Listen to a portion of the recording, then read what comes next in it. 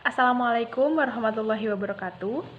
Perkenalkan, nama saya Fira Dwi Alfionita, nomor induk mahasiswa 4011190074 dari kelas Ekonomi Syariah C.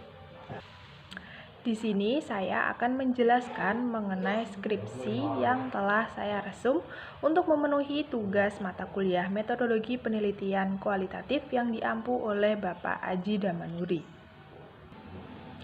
Skripsi ini berjudul Analisis SWOT dalam menentukan strategi pemasaran pada furniture di Sam Renders Madiun. Skripsi ini ditulis oleh Ari Juwita, jurusan Ekonomi Syariah, Fakultas Ekonomi dan Bisnis Islam IAIN Ponorogo tahun 2019. Indonesia memiliki kekayaan alam yang beragam, salah satunya adalah kayu. Banyak kayu yang digunakan untuk membuat perabotan rumah tangga. Adapun istilah perabotan rumah tangga tersebut sering dikenal dengan furniture. Penulis mengangkat masalah ini berlatar belakangkan kinerja ekspor industri furniture di Indonesia dalam 3 tahun terakhir mengalami kenaikan yang cukup signifikan. Tahun 2019, nilai ekspornya mencapai 1,60 US dollar, naik menjadi 1,63 miliar US dollar di 2019. Sepanjang 2018, nilai ekspor produk furniture nasional kembali mengalami kenaikan hingga 1,69 miliar US dollar atau naik sekitar 4% dibanding tahun 2017. Jadi, setiap tahunnya produk furniture semakin meningkat, minat pembeli juga semakin meningkat. Untuk perusahaan furniture harus bisa memanfaatkan minat konsumen tersebut yang sudah sangat tertarik dengan furniture yang terbuat dari kayu. Oleh karena itu, setiap pengusaha diharapkan memiliki strategi pemasaran masing-masing yang berguna untuk meningkatkan pendapatan perusahaan mereka. Kemudian, penulis berusaha untuk mencari strategi pemasaran apa yang digunakan oleh furniture Sam Renders di Madiun ini dengan menggunakan analisis SWOT. Adapun strategi pemasarannya yang dilakukan itu yang pertama itu produk barang yang dijual di Sam Renders termasuk ke dalam jenis barang konsumtif karena untuk memenuhi kebutuhan sehari-hari dan juga termasuk produk yang bertahan lama. Kemudian yang kedua itu ada price dengan harga, yakni harga yang ditawarkan cukup tinggi tapi sebanding dengan kualitas dan desain yang ditawarkan oleh Sam Renders tersendiri. Kemudian yang ketiga itu ada promotion atau promosi. Sam Renders menggunakan strategi personal selling dan juga mempromosikan barang dagangannya melalui media sosial seperti Instagram, Facebook, dan juga OLX dan Bukalapak. Kemudian yang keempat itu ada place atau tempat. Sam Renders menggunakan saluran distribusi secara langsung kepada konsumen, yakni dengan mengantarkannya langsung sampai ke rumah konsumen.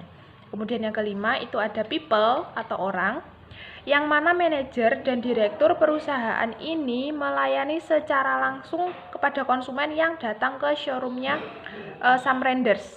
Kemudian yang keenam itu ada proses,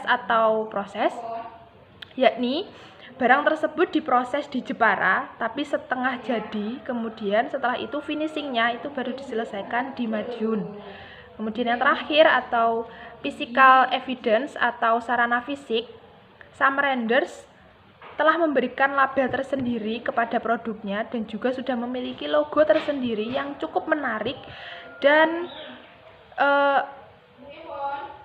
menarik untuk perhatian konsumen. Terus seperti itu. Tetapi perusahaan ini kurang dalam melakukan testimoni terhadap pelanggan yang merasa puas dengan produknya. Adapun hasil dari analisis SWOT-nya itu yang pertama ada strength atau kekuatan, itu ada pilihan produknya yang beragam, produk yang ditawarkan sangat berkualitas dan unggul, kemudian desain furniture yang unik dan minimalis karena pada dasarnya ownernya juga lulusan dari desain grafis, Jadi memiliki desain dan yang unik-unik. Kemudian mengutamakan kualitas dari bahan baku. Kemudian strategi pemasarannya menggunakan media sosial yang cukup disukai oleh anak muda dan juga pelayanan yang ramah dan juga unggul. Kenapa unggul? Karena langsung ditangani oleh langsung dilayani oleh yang ahli. Kemudian yang kedua itu ada weakness atau kelemahan. Adapun kelemahannya itu yang pertama adalah letak lokasi yang kurang strategis, kemudian yang kedua tidak ada testimoni atau bukti penjualan, kemudian yang ketiga banyaknya pesaing yang menjual produk yang sama, yang menjual produk furniture yang sama, kemudian kurang banyak memanfaatkan platform sosial yang lebih kekinian seperti mungkin Shopee atau Tokopedia atau WhatsApp, mungkin itu kan lebih kekinian dan lebih mudah untuk digunakan. Kemudian yang ketiga ada opportunity atau peluang. Adapun peluangnya itu bisa mengatur strategi kerjasama dengan berbagai pihak, kemudian pangsa pasar yang cukup luas, kualitas produk yang diakui cukup bagus oleh konsumen, serta mendapat dukungan dari Dinas Perdagangan Kota Madiun. Kemudian yang terakhir itu ada threat atau ancaman. Ancamannya itu ada pesaing yang bergerak di bidang sama seperti kelemahan yang tadi. Kemudian konsumen yang beralih ke perusahaan lain karena tidak adanya testimoni, dan juga adanya pesaing lain yang memberikan harga miring atau harga di bawah harga some renders. Itu bisa menjadi ancaman tersendiri. Mungkin itu yang bisa saya sampaikan, ada kurang lebihnya saya mohon maaf. Terima kasih untuk Bapak Aji yang sudah menyimak video saya. Sekian, wassalamualaikum warahmatullahi wabarakatuh.